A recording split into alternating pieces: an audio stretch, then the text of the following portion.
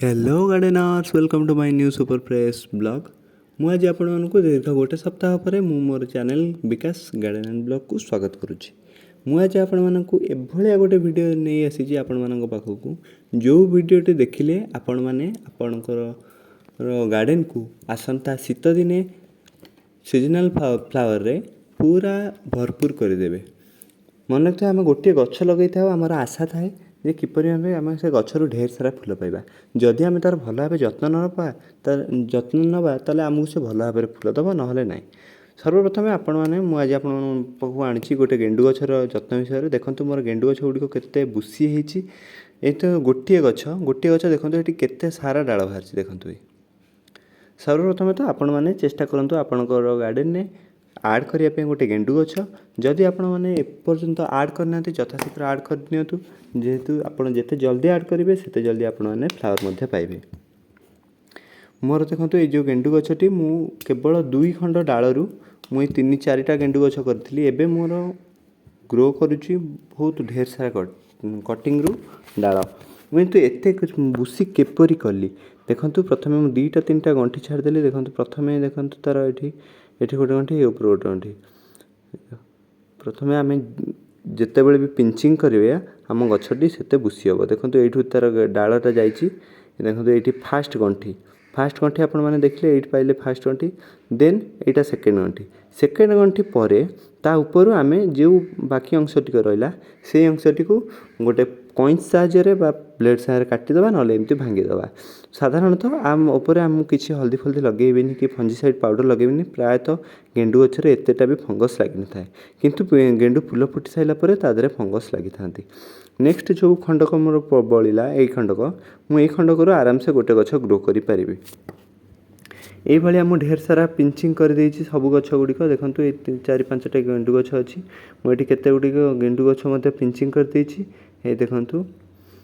Pinching करके तार cuttings गुड़िक सब रेडी कर देछि से कटिंग्स गुड़िक बर्तमान मुझे जेकोसी सॉइल मीडिया लगे से भल भाव ग्रो हो किंतु आम जब गोटे बाली सॉइल मीडिया ना से भल भाव ग्रो हो। मुझे सब जाक कटिंग्स प्रायतः 50टी कटिंग्स रेडी कर देछि। तार डाल गुड़िक बाकी डाल तो नुहे बाकी जो पत्र गुड़िक मुझे काटी देछि जहाँफल से भल भाव चेर सी ग्रोथ कर जहाँ आम देखु जे भी जिते बड़े भी गोटे गछ लगे आम आशा करें किपर भल भाव फूल दब। मुझे नहीं जी पूरा प्लेन बाली सॉइल मीडिया लगे आपण मैंने जो जेकोसी सॉइल मीडिया लगे पारे। चलतु आम लगेगा देखो मुझे डायरेक्ट मु गार्डन को पलि आसी जो ग्राउंड को पलि आसी आपण मैंने चाहिए कौन पट्रे बाली नहीं आपको कटिंग्स गुड़िक ग्रो करेंगे। ये देखो पूरा बाली अच्छी तो तले गोटे लेयर माटी अच्छी माटी उपर आम किसी बाली अंश अच्छी मुझे जगह आपको कटिंग्स गुड़िक ग्रो करें। मुझे चाहिए भी आपको पट्रे ग्रो कर पारि था किंतु यहाँ ये भल हम जहाँफल मत पानी नदे बर्तमान समय होना गार्डन को एत सर जावाई जेहेतु टी घरे माँ का देह टे खराब अच्छे से मतलब घर टे व्यस्त रही जाऊँगी मुझे छात उपरको एत थर भी जापारूना जहाँफल मुझे जदि गछटे लगाऊँगी पानी फाणी भलसे दे पारिनी भलसे केयर करें से मुझे डायरेक्ट ग्राउंड लगे दूसरी जहाँफल वर्षा तो लगातार एवं हो वर्षा पानी सी मत किसीटा पानी आब्जर्व करम ना माटी प्राय सारा ओदा रोचे।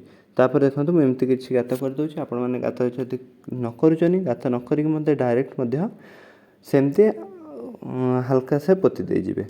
आप ढेर सारा कटिंग्स लगाऊँ प्रायतः 40-50टी कटिंग्स लगाऊँ आपण मैंने चाहिए आपणकर नुआ जदि गोटे भी गछ अच्छी से गोटे गचर आराम से आपणकर 8-10टी कटिंग्स बाहरी मिनिमम भाव 2-3टी कटिंग बाहरी जदि भी से 2-3टी कटिंग बाहरी जाऊँगी आपण मैंने यथाशीघ्र लगे दिंतु जहाँफल देखो मुझे बंका लगे किंतु आपण मैंने भूल करेंगे पूरा सीधा भाव लगे जेहेतु जदि आम सीधा लगे आम गछटी सीधा हम जदि सीधा है सैड्रु भल भाव ढेर सारा ब्रांचेस नुआ ब्रांचेस बाहर जहाँफल गछटी फुल बुसी हम गछटी आम जिते बुसी हम आमको शीत दिन में सी से फ्लावरिंग कर आमर एमती गोटे गचर अगरे गोटे कड़ बाहर देन ता सैड्रे किछि कड़ बाहर किंतु आम जदि अधिक बुसी करदे ढेर सारा डाल बाहर ढेर सारा कड़ बाहर खूब शीघ्र फ्लावरिंग हो देखो सेठी मोर गेंडु गछ गुड़ बड़ बड़ होता है कि बर्तमान ताको कटिंग रूप कर से फूल गुड़ा सरला बेलू ए फूल आरंभ हो जाइए वीडियो जदि मोर भल लगी ताले आपण मैंने हेला नक लाइक करेंगे शेयर करेंगे सब्सक्राइब करेंगे मतलब सपोर्ट करूँ मुझे एमती वीडियो नहीं आसुवे रमुची नमस्कार।